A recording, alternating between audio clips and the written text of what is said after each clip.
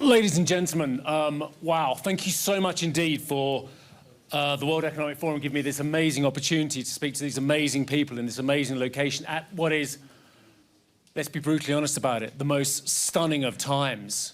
In the last 24 hours, the start of a seismic quake which could change the world has just happened. I'm determined not to make this entire panel about Donald Trump. But I'm torn, and I was awake half the night wondering, do they want Donald Trump? Do we just go for it on Trump, or do we just actually put him in context of the rest of the world? And I think that's where I'm going to go with this as well, because there are so many important things going on here in Europe, in the Middle East, in the United States, regardless of who the president is, in Asia as well. And we've got so many concerns about whether China is going to make it to 4.6% this year, whether they really made it to 5% last year as well. So there are growth drivers and growth challenges absolutely everywhere we look. We have 44 minutes to discuss this. I'm going to give you a lot of chance at the end to ask some questions as well. I'll ask you in advance, keep them brief, and I'll get more questions through. My panel, I've met all of them now, 3 of them previously, 1 of them I've just met, and it's been a real honor to do so as well. And the best panels are where the moderator shuts up and the panelists really go for it amongst themselves. I will endeavor to do that. I talk for a living, as my boss knows, so I will do my best to listen and try and guide the conversation rather than dictate the conversation as well. Let me just tell you who the panelists are. His Excellency Faisal Al Ibrahim is the Minister of Economy and Planning for the Kingdom of Saudi Arabia. Sir, it's lovely to meet you. Anna Botín, I've had the honor of meeting on many occasions. She is the incredibly robust and forthright Executive Chair of Santander, also Chair of the WEF International Business Council. Adina Friedman, we had the pleasure of meeting last year, and we've met many times before, Chair and CEO of the NASDAQ. If growth is going to come from anywhere, it's going to come from innovation, it's going to come from technology. I think it's going to come from the private sector more than the public sector. We can discuss that as well. And Lawrence H. Summers, Larry Summers needs no introduction as well. Charles W. Eliot, University Professor, Harvard Kennedy School of Government, and of course, amongst many roles, former US Treasury Secretary. Good to see you, Larry, as well. Let's just go down the line. We'll start very basically and open this conversation up. I'll start with His Excellency here as well, is growth. Where do you see where we're at? Where do you see the challenges? And obviously, you'll put that in context, in the global context, and context of where the kingdom is at the moment, sir. Sure. Thank you very much, Steve. It's a great pleasure to be here. I think, you know, we need to acknowledge today growth is tepid, as Kristalina mentioned or described it. The tepid 20s that we're in when she was in Riyadh in the World Economic Forum event in April. Today, between 3.2 and 3.3%. That's well below the historical average of 4%.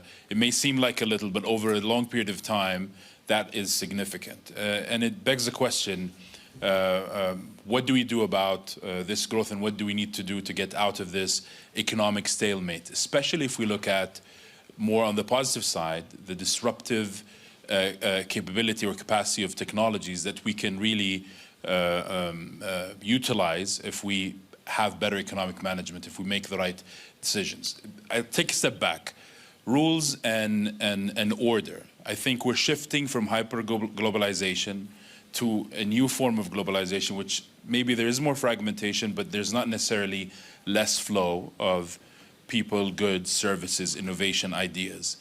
The sooner we know what that looks like, the more clear it'll be what the pathways for growth are going to be. And I think that's important. Maybe we need to be proactive, preempt, start working on these rules, what they look like, and try to build that future consistently and stubbornly, and try to understand it before we have to react to it, especially these days. I'd add maybe a few more points. One, the importance of building the right institutional capabilities and investing in human capital. These are no-regret things that are long-term driven, that need to happen, regardless of what you want to do. Whether you want to utilize a lost opportunity or you want to catch up, these 2 elements are extremely important. And if you want to leverage the power of technological disruption, generative AI, it's even more important.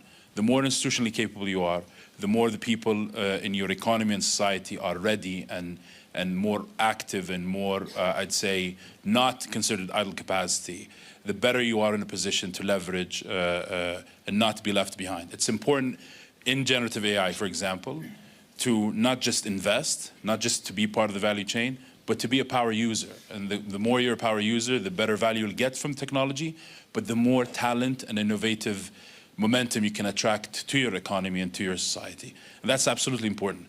One last point, I think the power of accumulating knowledge. We're working with some universities to address how much knowledge we've accumulated in the Saudi economy and how we can leverage that to fire up new engines of growth or reinvigorate old sectors, which is part of our economic playbook under Vision 2030. There's a lot of power in accumulating knowledge and leveraging it. If you look at Saudi, just to quickly get to Saudi, Vision 2030 is an example of leveraging on all of these opportunities, but also trying to be a voice for shaping a more prosperous future. Because we've invested in our capabilities before, because we've have today structured long-term thinking and economic management that's serious about a long-term restructuring of our economy so that we're more resilient and more ready for future growth. Thank you, Minister. I will come back to Vision 2030 as well. I think you've actually been incredibly modest, if I may, talking about how a country with such vast mineral wealth and such a huge amount of extreme wealth from one source is actually saying, no, we are going to move, we are going to change, we're going to innovate, we have to diversify in an era of transition as well. I want to come back to Vision 2030 and really drill into it a little bit more, if I may, in a few moments' time. Anna Botín, you have an extremely large global operation in Latin America, United States, Europe, elsewhere as well. You said to me beforehand, you said, I just want to focus on, go really granular on growth itself. Why are we spending so much time talking about growth rather than other parameters as well? Why don't you just fill us in where you feel the actual conversation about growth is absolutely pivotal for this meeting? Yes, thank you, Steve. It's great to be here. Well, the bottom line is that growth is not an abstraction. It is literally an accelerating growth, actually. It's really at the base of our future prosperity and stability. And I've learned from Larry over the years that putting a few numbers helps. So if the difference between 3% and 5% growth means $3 trillion per year, that's $500 for each person on the planet. That's a huge amount of money that would allow us to pay down debt faster, would allow us to reduce inequality, would allow us to innovate more. So again, this is not an abstraction. It's really the basis of prosperity and stability. So the second question, very briefly, and I'll make 3 points on how. How do we get this growth? And so I think the first very important issue is the context. We are not in the same world as we were 20 years ago. And this is really important. You know, we have geopolitics, you mentioned it, fragmentation. We have to embed sustainability. We need to make sure that we address the AI consequences, because again, this could potentially be huge for the world, but could aggravate the problems. The second one is, you know, and I always like to sort of get to the answer by saying what is not the answer. And my strong belief is that the answer is not, and let me put this in context, too much industrial policy. The answer is in the private sector. It's the private sector that unleashes growth, and we don't have the financing. There's already too much debt. So it's up to the private sector. It's the private sector that's going to create the wealth that we can then redistribute. So we need to think about what ways, and this is government's role, to create the frameworks that allow the private sector to do our job properly. Without going into much more, let me just say 2 things. One is productivity. Obviously, that's the answer, and Draghi said it in his report, and we all know that. But there's another one which is really important, which is, and I say, let's take a pause on regulation and supervision, because that is constraining growth big time. So that would be, in a nutshell, and obviously each one of these points has a lot in itself, how I would think about the why it's important, big numbers, big impact, and how we should address it in today's context, which I think is also crucial. Anna will come back to a lot of those points, especially about the role of government industrial policy, especially here in Europe, because the thing I'm hearing already here in Davos, and I'll make no bones about it, is Europe, this is the time. It is not Trump we need to look at, it's actually we need to look at why we're not doing the same, why we haven't created a Doge, where the Doge comes up with billions or trillions of dollars worth of efficiency savings or not. It's Europe where we need to be looking at that, not necessarily in the United States. Adina Freeman, you represent an organization which is all about growth. It's all about fostering growth. It's about taking those small companies and making them enormous. There are legions of famous American companies that have grown up on the NASDAQ as well. Growth is in the center of your DNA. True. So thank you for that, and thank you for being here. I do agree that the nature of NASDAQ and the companies that list on NASDAQ are those that are driving the future of the economy, and therefore they are responsible for driving growth across economies around the world. But I would look at it, I would say that growth is such an important topic and something that we need every government, every element of government and private sector need to be focused on. And I think Anna did a nice job of saying why it's so important. It opens job opportunities. It lifts all boats. We know that. And it also does create stability. And I think that's something that we really have to focus on. And it does not happen by accident. That's the other thing, is I think that people think, there are a lot of policies out there that actually inhibit growth, and the fact we're having 3.3% growth is in a way despite of some of the general approach that governments take. So I look at it as there's so many elements of a system that defines and therefore fosters growth. You have to have an educational system, as we talked about, that allows people to unleash their human potential. You have to have an educational system also that really focuses on innovation and creativity, because I think that is actually a foundation of the future, in terms of unleashing that human potential to think about the future in new ways and to drive growth. Having the rule of law is critically important to support and protect companies and protect people as they bring those ideas forward, and make sure that they have strong protections. And at the same time, having an innovation ecosystem that allows for those innovators to raise capital successfully in multiple stages of their lives. So the very earliest stage all the way up until they're the largest companies. And that funding ecosystem is critically important. But then on top of that, so that's all done within, I would say, a cultural norm that starts to become self-fulfilling. On top of that, then you have to have government policies. And I think, as we've talked about, regulation is a huge element of government policies that can either foster or inhibit growth. Tax policies, the stick and the carrot, right, in terms of inhibiting and fostering certain types of growth. How do you want to take your economy forward? How do you want to unleash the greatest assets you have within your country and make sure that they're used to their fullest potential? And then, of course, then also a global ecosystem. And I'm a huge believer in global capital flows in a global economy. I think globality has been a growth driver for the world. Now we are entering into a new phase of what that looks like in terms of maybe more bilateral agreements, bilateral relationships. Well, still, though, connecting the world together with capital, with ideas, with innovation, and the next generation of innovation, I think, is going to be what continues to drive growth. Adina, that was almost Trumpian, talking about bilateral organised rather than multilateral. On a day when we're seeing executive orders flying off the shelves about WHO, about COP, or what have you. But bilateral is the way forward. And we know that that's how the administration is going to want to deal going forward as well. I'll come back to that and talk, again, tax policies, global ecosystem. I feel you want to talk about Trump, but you're just not going there necessarily on that answer. Larry, We've talked already about how we're slower, and Anna made the great stats about every percentage of growth makes trillions of dollars worth of difference. But have we just been complacent? Have we been flattered this century? The stat is, since 2000 to 2019, I'm not ignoring you lot, by the way, sorry. I just happened to face this way. Between 2000 and 2019, we grew at 3.7%. Last year, we grew at 3.3%.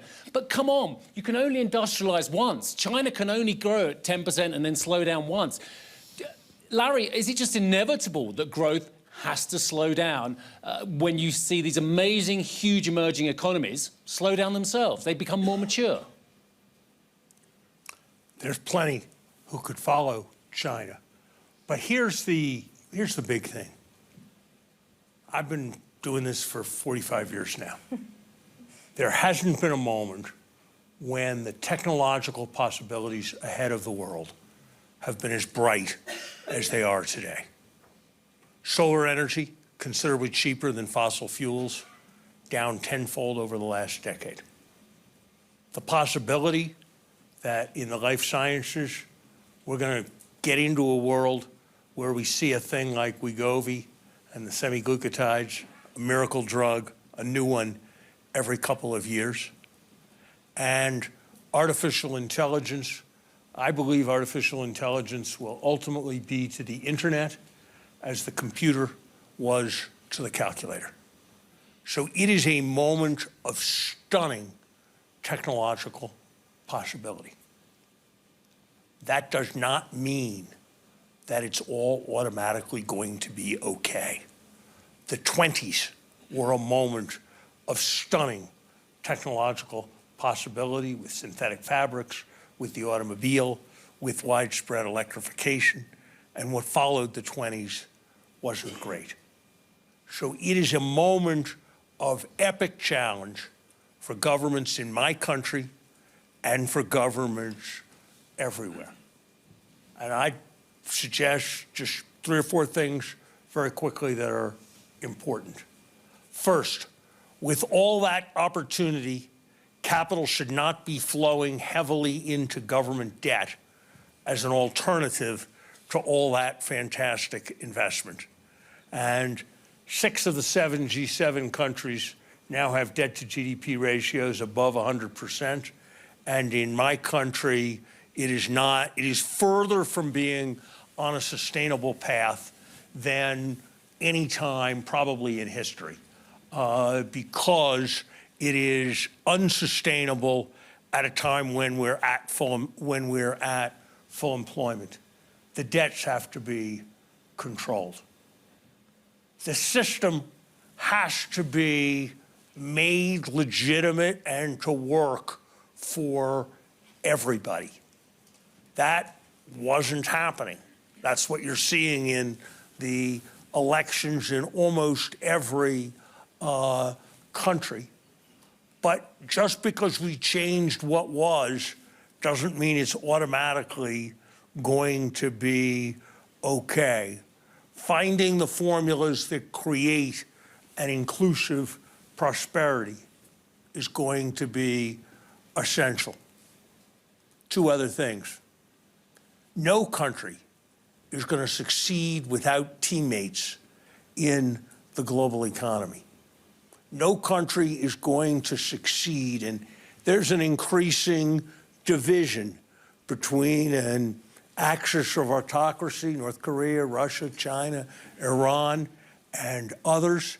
And if our strategy starts from alienating those who've been traditionally close to us, I wonder what the consequences of that strategy will be.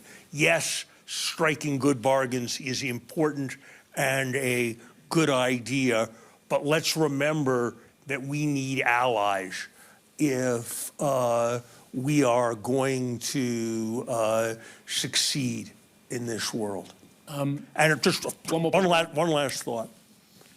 And this is the great possibility in the sort of reconfiguration we're seeing. Everywhere, governments need to understand the central importance of execution. The first way Donald Trump came to prominence as a public figure was when the skating rink in Central Park couldn't get fixed by the public sector, and he fixed it quickly in a way the public sector couldn't. That is a small metaphor for a huge thing that needs to get corrected in our country and everywhere else. And if we can get a government that is less about having new ideas and taking on new missions and responding to new market failures, and more about executing on fighting the fires, keeping the streets safe, collecting the taxes efficiently, and letting businesses function, there are huge potentials ahead in this world. We have covered a lot of ground already. I want to go through some of these issues as well. You've mentioned the 20s led to the 30s, of course, and there's great stunning innovation like the automobile, which, you know, we have a similar level of innovation now. Actually, Larry, I'll come back to you just quickly on this one as well. Why aren't the 2020s going to turn into the 2030s equivalent to what they did a century ago, or are they? You've mentioned a lot of concerns. What is the most obvious policy change that global governments can make to avoid entering the 1930s equivalent? I think it's, I don't want to choose between the four I said. Getting debts under control, maintaining some measure of alliance, making sure that everybody feels like they're part of what's happening, and getting things done effectively. Governments do those four things, great possibilities ahead. They fail, and a lot can go wrong. This is the bit where we all open it up and we all just get involved as well. But I'm sorry, but getting other countries and allies to go along with you doesn't appear what I heard in the last 24 hours as well. Getting debts under control, no government, Bush, Obama, Biden, Trump again, none of them have got the debts under control. They're getting worse and worse. Tens of trillions of dollars expansion, 6% deficits, the norm in France, the norm in the United States as well. So I am genuinely worried about debts. I am genuinely worried about execution, especially here in Europe as well. And again, the inclusivity of bringing partners along. Someone else come in on here this one as well, because you don't want to hear from me as well. Adina, where do you have your biggest concerns? Can I say something? Yes, you can. Go for it. So, I mean, I was remembering actually this morning that I was on a panel with Larry just at the beginning of the financial crisis 15 years ago. And one of the key points, and I don't remember exactly the context of the panel, but thinking about this idea that what is it we need to get growth going, and growth going in the right way with redistribution, thinking about what AI means. And by the way, Larry made a great comment. I asked him, how do you see AI? And one of the things he said, is this something like, the new computer? And he said, no, this is one of three eras in history. We had the agricultural revolution, the industrial revolution, and this is the third, right? So it's incredibly important we get growth, and we get growth the right way. And so, as I said before, I think governments need to give the frameworks, but industrial policy, you know what, even if you like that, we don't have money for that. Again, he just made a point. And in that panel, I used something which I call the four-legged stool, and allow me as a European and financial sector to make the point that the four-legged stool consists of fiscal, monetary policy, structural reforms, obviously there's a lot in there, and yes, the financial sector. Mm-hmm. Who is the best allocator of resources? It's the market. It's either capital markets, and by the way, in Europe, 90% of all credit to SMEs comes from banks, because we do not have a capital markets union. In the US, you have capital markets, and so how can we unleash the financial sector to better distribute these investments? But Anna, it's a single market only in name, isn't it? Yeah, but look at what Andrea Ochel's trying to do over in Germany as well. They don't want to know over in Germany. They don't want a single market for banking. CMU. There was a Brit, Lord John Hill, when we were in the EU, by the way, many years ago, who tried to push forward CMU. He was making great strides. We still don't have CMU. We still don't have a plan at the top that's being enacted. We talk about a plan, we talk about Letta, we talk about Draghi. What's going wrong in Europe, Anna? And we've got 10 minutes for that. No, you've got 2 minutes to answer what's going wrong in Europe. Again, let me tell you what we are not. We are not, respectfully to Larry, a museum. We are at risk of becoming a museum. But who develops the latest vaccines? I mean, a lot of the innovation is actually happening in Europe. Yeah. We have a huge amount of startups. Issue is that they start here and then they go to the United States. By the way, in that sense, I don't think they're going to close up, because they would lose a lot of talent and, and growth. So I do think Europe has a diagnosis. I think Europe has a huge opportunity to lead. We're still 5% of the population and 20% of the economy, so we haven't done so badly. And the trick is, and I agree, we're at the crossroads where we can either take the right side, and again, don't think about politics, but I always say Europe has a range of options in economy where we get it right and we can do great. Yeah, and so... Well, we don't just, Americans innovate, we don't just regulate. You're saying we innovate, then the Americans take those companies over. But we're starting to understand that. And, the president of the commission just announced an omnibus simplification. I applaud that. There is much more we can do. I said at the conference that we had in November, let's take a pause on regulation and supervision. By the way, this is not different from what the American government wants to do.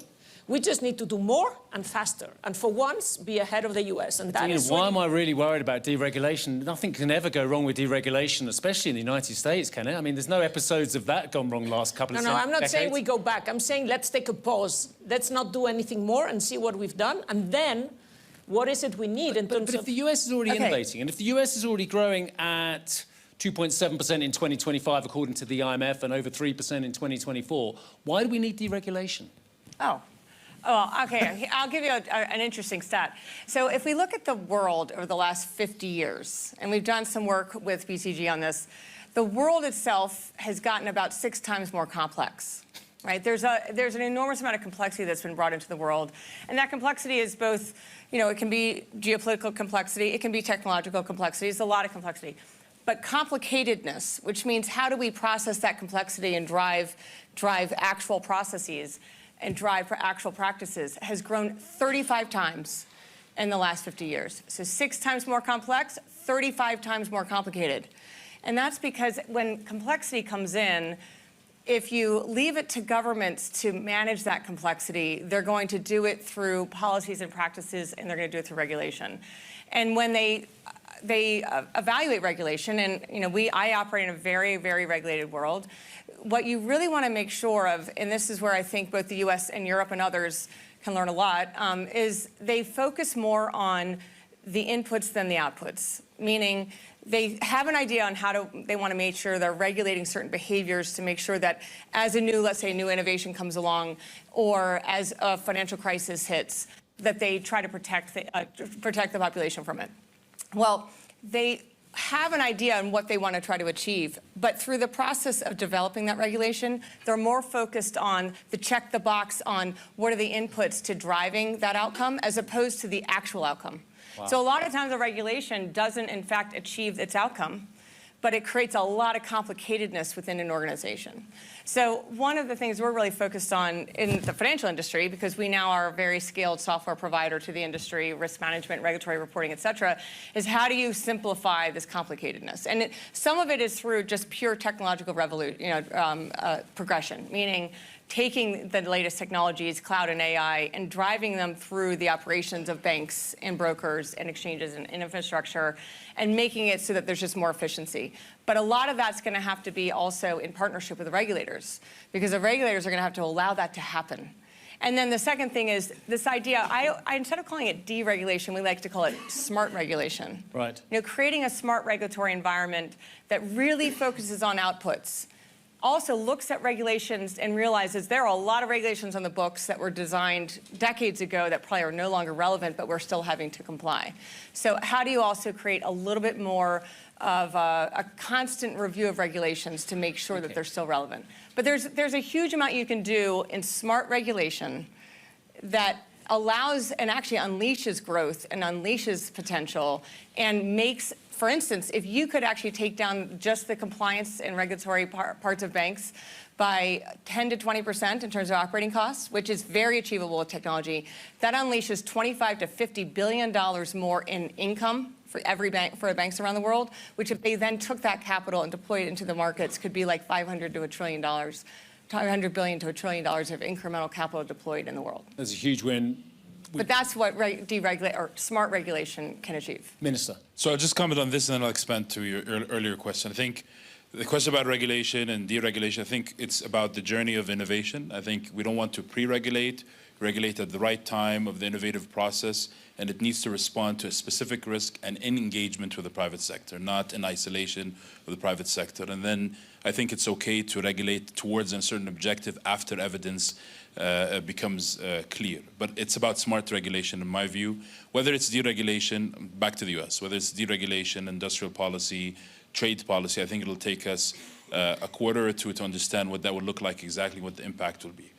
And maybe then a year to understand exactly what that would mean for the global economy. But regardless, I think whatever US economic policy will look like will not just be something that will impact the global economy today and the near future. It'll probably be the seeds towards a long-term restructuring of the global economy.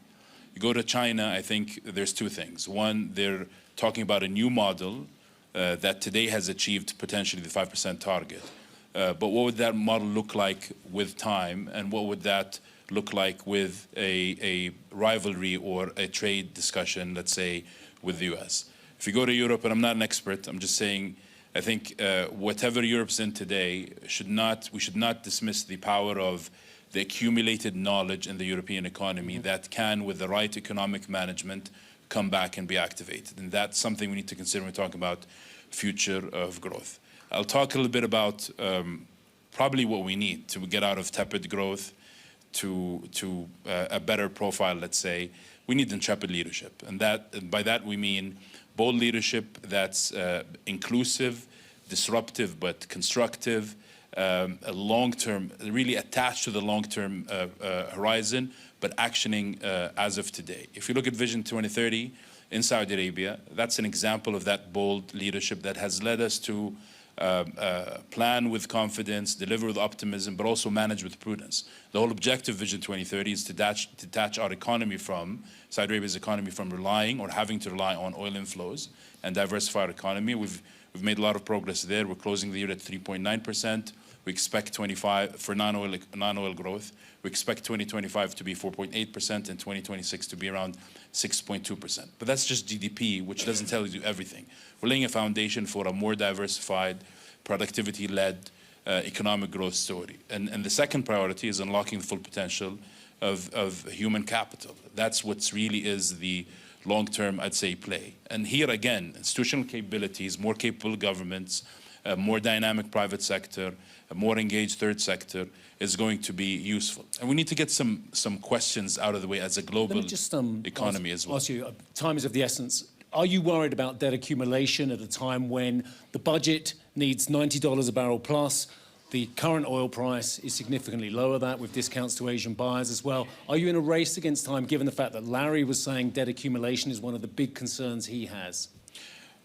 Look, it's about managing with prudence. And for the first time, the Kingdom, under Vision 2030, went from short-term planning to medium-term fiscal frameworks to long-term fiscal planning.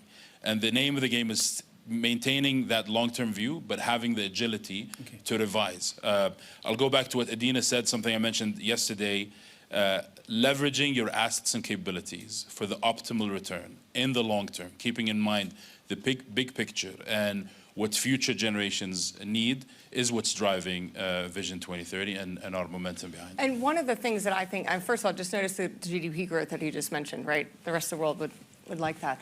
But one of the things that I find most compelling about how they established Vision 2030 was they focused on KPIs from the very, very beginning.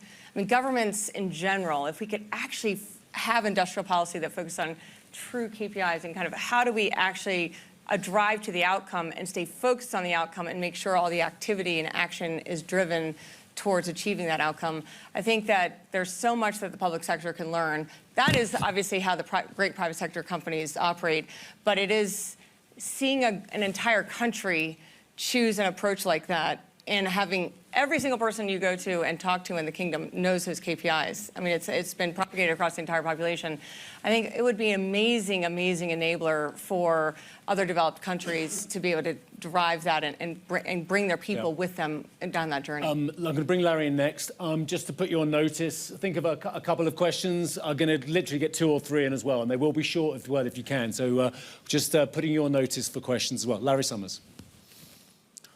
I think Adina made the crucial point that we need to distinguish between smart regulation and dumb regulation, not between regulation and no regulation.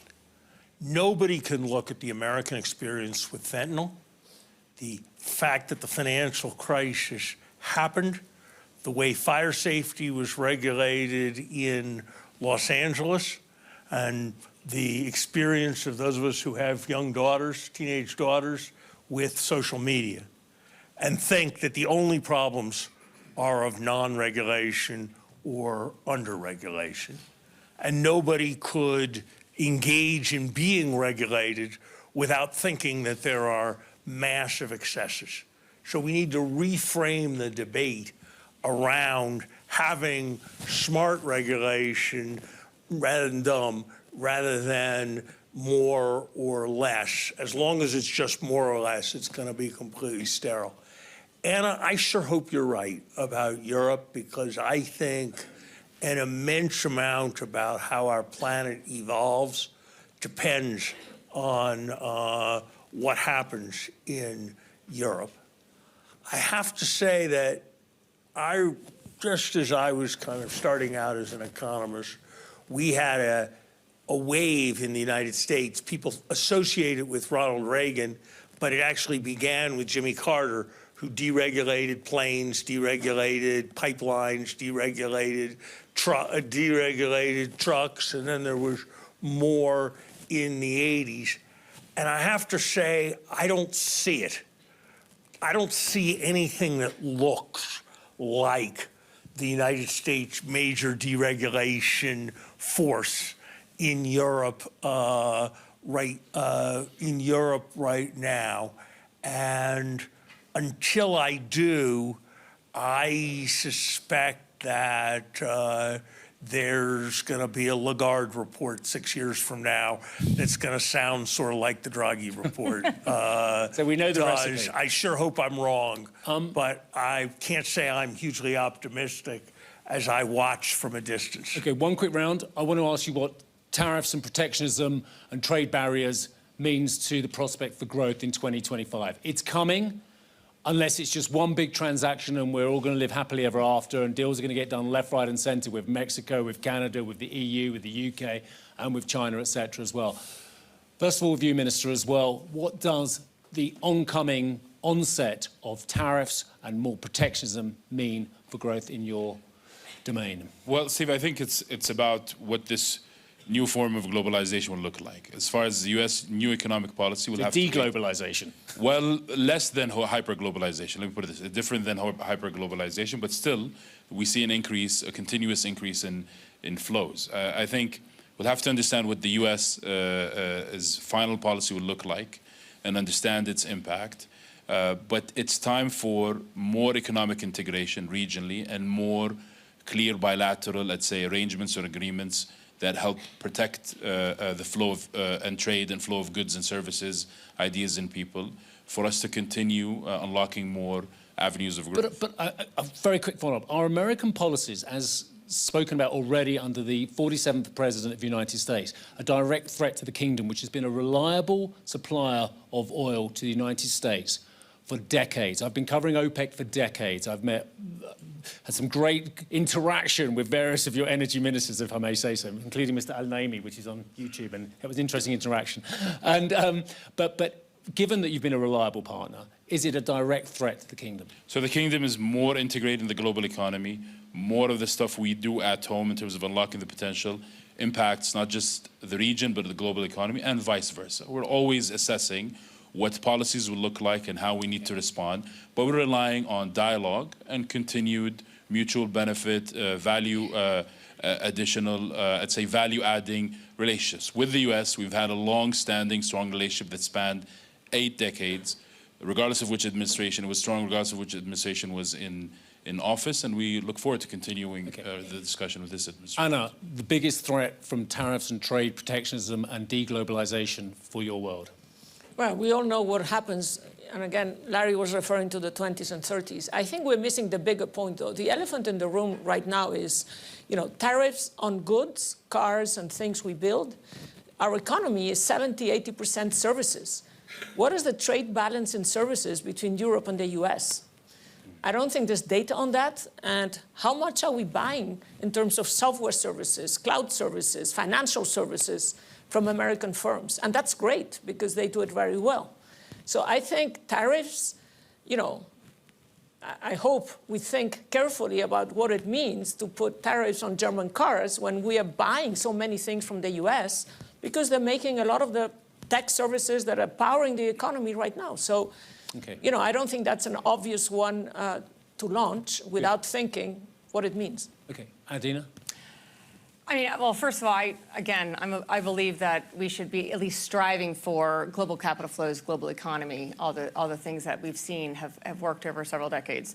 I think tariffs, to me, are a political tool that are used to drive certain behaviors. Sometimes it can be to level a playing field, competitive playing field. Sometimes it can be to drive certain industrial policy in terms of trying to create more jobs at home. But I also would say that they all have knock-on effects on the economy.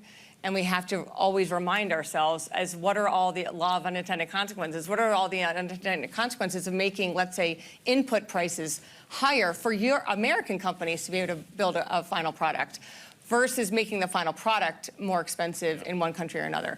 Those things can have a lot of knock-on effects that ultimately hit the consumer. And I do think that the government is going to be very focused on the American consumer. So to the extent that the tariffs have an impact on the American consumer, particularly on inflation, I think they're going to be very mindful of that before they do anything. And a quick minute from Larry on this one. 35 times as many people work in U.S. industries that use steel and aluminum as work in the steel and aluminum industries. That has to speak to the merits or demerits of putting tariffs on to protect steel and aluminum, as has been done on a bipartisan basis. Tariffs are a self-imposed supply shock. They raise the price and they reduce the quantity that's available to buy. Supply shocks are not good for economies. Yes, there's bargaining. Yes, there's certain circumstances involving national defense, but economists are famous for disagreeing on things.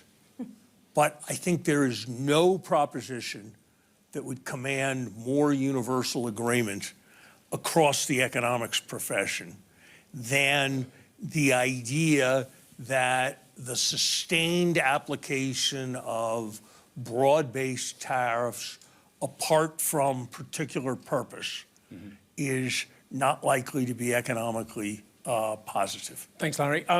First question.